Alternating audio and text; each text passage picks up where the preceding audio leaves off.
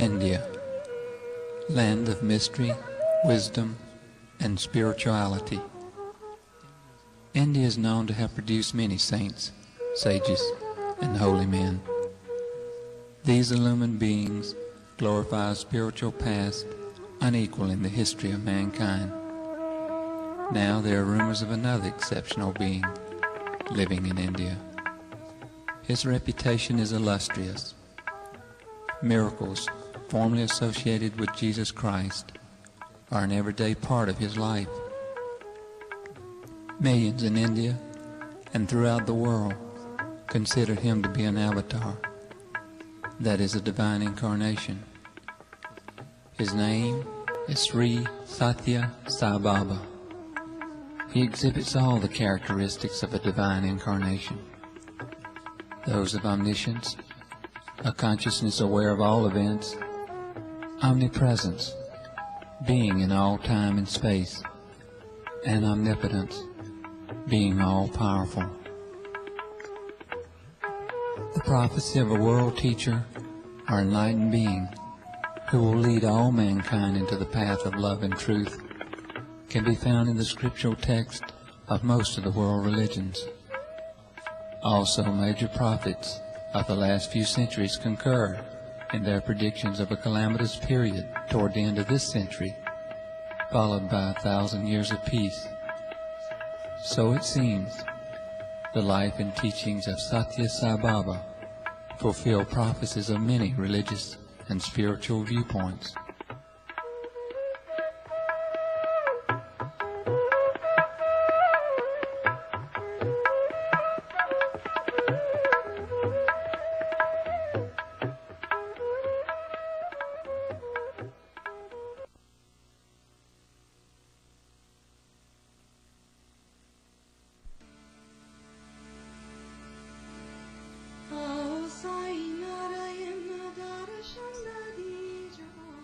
Sai Baba was born November 23, 1926.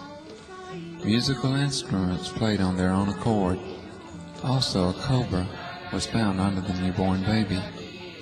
Early in life, he displayed a special nature by refusing to participate in any activities that were harmful to animals, like cockfighting or bullock races on the riverbed. He would continuously invite beggars and the poor to his house for his mother and sister to feed. As a child, he was precocious, astounding everyone with his musical talents. He wrote and performed plays with spiritual and moral lessons to adults.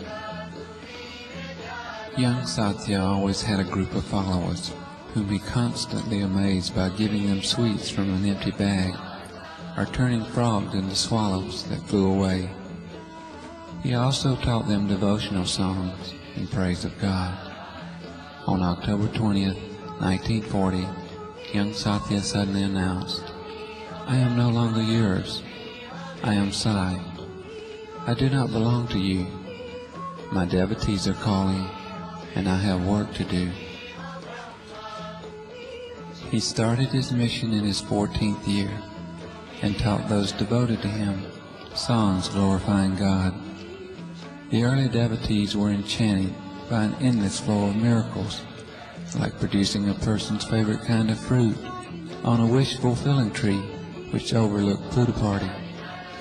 He would feed all who came to him by passing his hand over containers of food.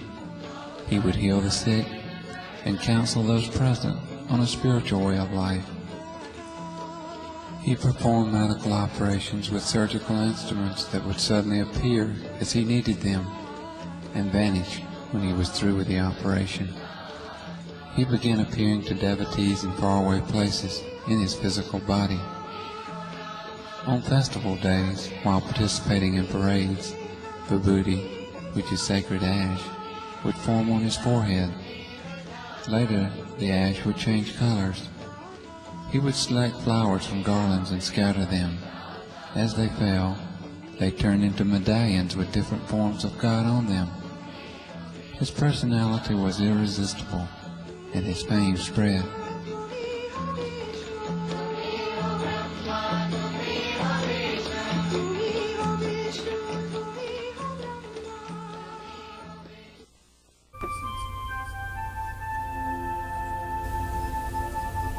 Since love is formless, I do materializations as evidence of my love. It is merely a symbol. I do so not because of any need or desire to exhibit my powers. For me, this is to convince people of my love for them. So far as I'm concerned, this is evidence of my divinity. It is not by any means an exhibition of divinity. What I materialize is a manifestation of divinity with a potent significance as well as symbolism. It is symbolic of the cosmic, immortal, and infinite nature of all forms of God. That is, what is left when everything worldly, transient, and changeable has burned away. In the first place, it is symbolic of the life-death cycle in which everything ultimately reduces itself to ash. For dust thou art, and unto dust shalt thou returnest. Ash, or dust, is the final condition of things. It cannot undergo any further change. In the spiritual context, it constitutes a warning to the receiver to give up desire, temptations, and make oneself pure in thought, word, and deed. In order to press home this lesson, I materialize ash for those who come to me with love and devotion. It acts as a talisman, healing the sick and giving protection to those who need it. My power to protect, heal, save, and materialize objects originate in God and can be used only by an avatar.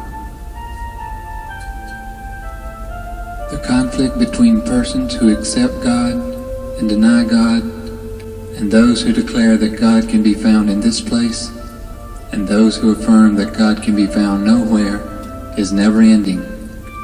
While considering this situation, one has to remember that while it is unnecessary to awaken a person already awake, and easy to awaken a person who is asleep, we cannot, however much we try, awaken a person pretending to be asleep.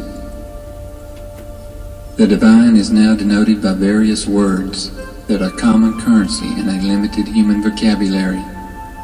These words describe and propose a meaning to the divine: miraculous, magical, wondrous, etc. Of course, men cannot contain in their minds more than they can hold. They cannot express into words the inexpressible. Only those who have dived deep and contacted the underlying principle of love can picture divinity with some clarity. The divine can be grasped only through love. Reason is too feeble an instrument to measure it. Denial of the divine cannot negate it. Logic cannot reveal it. Be true to yourselves and do not waver. I am unaffected by the praise or blame. My love and compassion envelops all. My grace can be shared by all. I am declaring this to you, so you may face life with fortitude. Man can be transformed into a noble, efficient, happy, and disciplined member of society by the implanting of good thoughts, good feelings, good deeds, and good emotions. Such transformed persons will spontaneously engage themselves in the task of promoting human welfare. They will be the promoters of the ideals of the fatherhood of God and the brotherhood of man.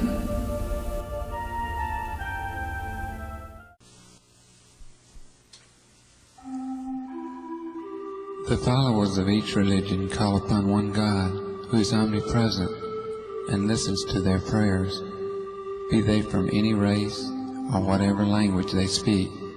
But it is the same God who confers happiness upon all mankind.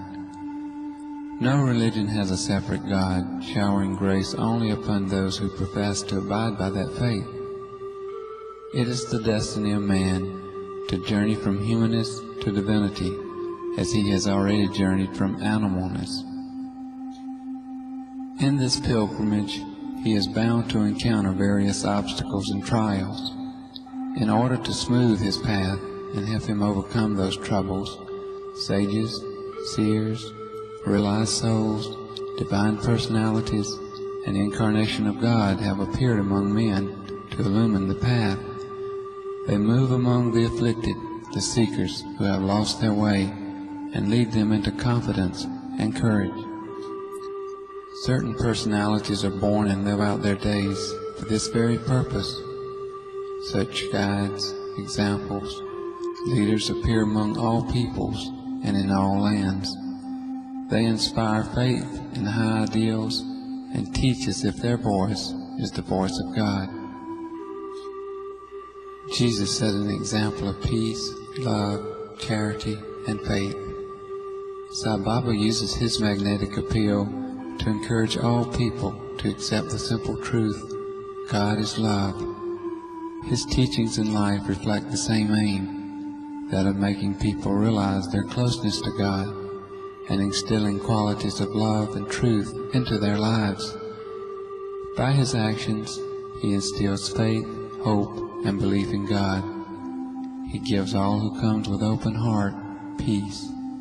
He feeds and clothes the sick and poor, educates children all over India, provides medical services to the needy, rescues devotees from disaster all over the world. He counsels, guides, and directs spiritual seekers from all the world religions. He has even restored life to those who have been pronounced clinically dead. Miracles, as they are called, are part of his mission. They awaken and inspire faith in God as they represent and reflect his will. By using miracles in his mission, he shows glimpses of the unlimited power he commands. He never uses his power for personal gain, but always to encourage and inspire faith in God. The real miracle is Sai Baba's love, which is the message of his mission. His life is forever involved in helping, inspiring, strengthening, and sustaining the love of his devotees by his example. His life is truly his message, an offering of love to those afflicted of body, mind, and spirit. The love he shows transcends racial and religious barriers, saying to all, there is only one religion, the religion of love.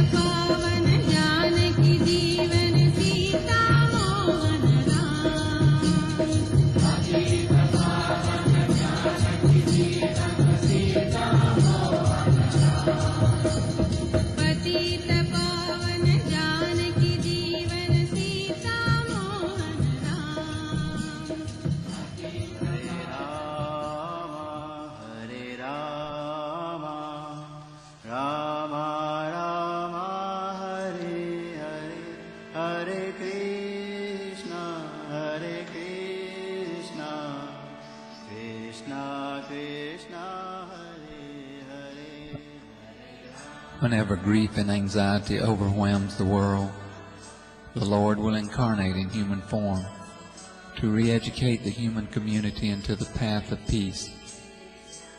At the present time, strife and discord have robbed peace and unity from the family, the school, the community, the cities, and the state. This is the secret of God coming down as man. The Lord has to come at intervals, so that those who have won the right to be liberated may be saved. I do not appreciate in the least distinctions between various appearances of God. I do not proclaim that this is important or the other is less important. Continue your worship of your chosen God along the lines already familiar to you. Then you will find that you are coming nearer and nearer to me. There is no need to change your chosen God and adopt a new one when you have seen me and heard me. The Lord is love itself. I have come to give to you the key of the treasure of bliss, to tell you how to tap the spring, for you have forgotten the way to blessedness. If you waste this chance of saving yourself, it is just your fate. You come to me for tinsels and trash, the petty little cures and promotions, worldly joys and comforts. Very few of you desire to get from me the thing I have come to give you, liberation itself.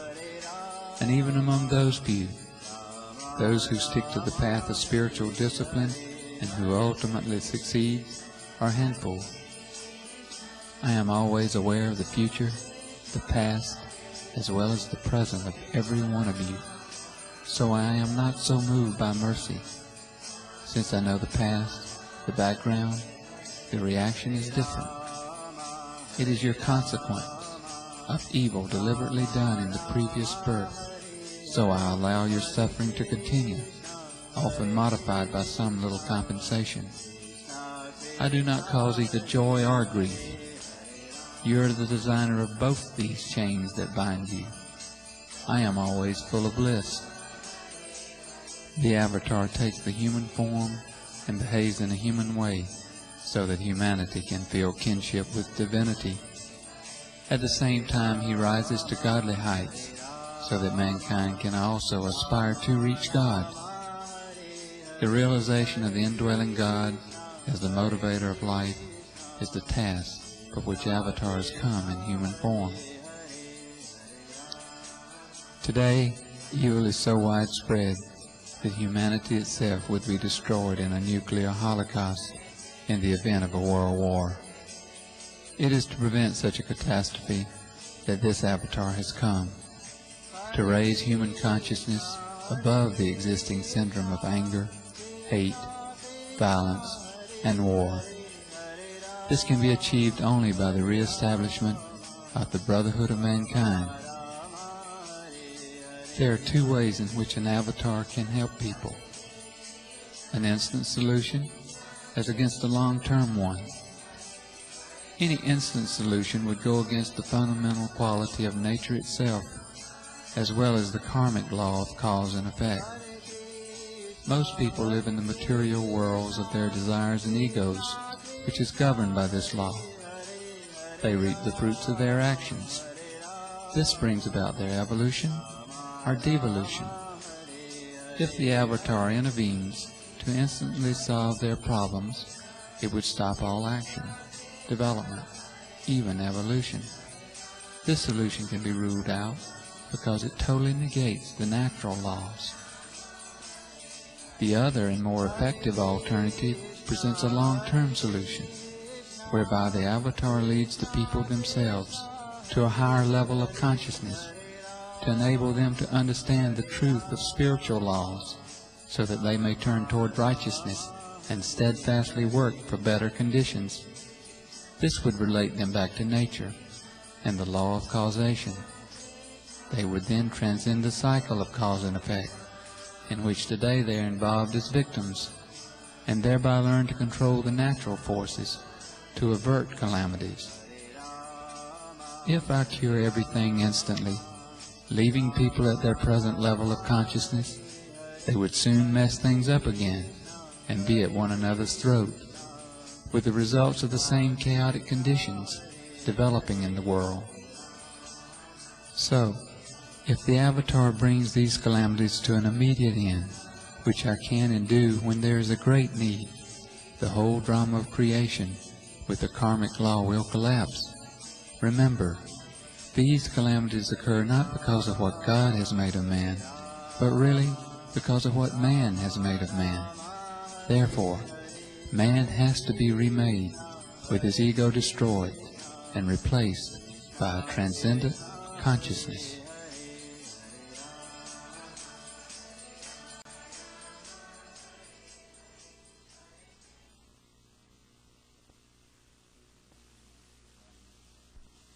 Jesus was a master born with a purpose, the mission of restoring love, charity, and compassion into the hearts of man. He had no attachment to the self. He never paid heed to sorrow, pain, joy, or gain. He had a heart that responded to the call of anguish, the cry for peace and brotherhood. He went about the land preaching the lesson of love, and poured out his life as a libation and sacrifice to humanity. Jesus was the name he was known by. He was honored by the populace as Christ, for they found in his thoughts, words, and deeds no trace of ego. He had no envy or hatred. He was full of love, charity, humility, and sympathy. Jesus came as the embodiment of love and compassion, and lived among men holding forth the highest ideals of life. You must pay attention to the lessons he elaborated in the various stages of his life. I am the messenger of God, he declared. Yes, each individual has to accept that role and live as examples of divine love and charity. Jesus wandered in lonely places for 12 years, engaging himself in study, spiritual exercises, and meditation on God. Jesus spent 5 years in the Himalayas, realizing he was the Christ when he was 25. He traveled in India, Persia, Tibet, Egypt, and other countries. He searched for the divine in the objective world of nature, but he soon realized that nature is a kaleidoscopic picture created by one's own imagination, and sought God within himself. Here in India, his stay in the Himalaya monasteries in Kashmir brought him greater success. From the attitude of being a messenger of God, he declared that he was the Son of God. For the old attitude meant duality, a master-servant relationship. One could not then move beyond the orders of the master. One had to carry out the duties laid down in the scriptures. This he found irksome, for he felt that he was the image, while God was the original. This bond of relationship increased. With heart consciousness in the ascendant, you feel nearness and dearness, and so the father-son bond seems natural at this stage. Later, as this consciousness stabilized, Jesus declared, "I and my Father are one." Jesus said that the bread taken in the Last Supper was his flesh, and the wine his blood. He meant that all beings alive with flesh and blood are to be treated as he himself, and that no distinction should be made as to friend or foe, we or they. Every body is his body, sustained by the bread. Every drop of blood flowing in the veins of every living being is his, animated by the activity that the wine imparts to it. That is to say, every man is divine and should be revered as such. When Jesus came, he washed the feet of all people, which means, I am your servant and am serving you, so you in your turn should serve the world. Follow Jesus Christ. Decide to direct your lives along the path he laid down. His words must be imprinted on your hearts, and you must resolve to practice all that he taught. We are true Christians only when we live according to the teachings of Jesus and practice them in daily life. Jesus was a person whose only joy was in spreading divine love, offering divine love, and living divine love. That was the life and message of Jesus. Nurture it in your hearts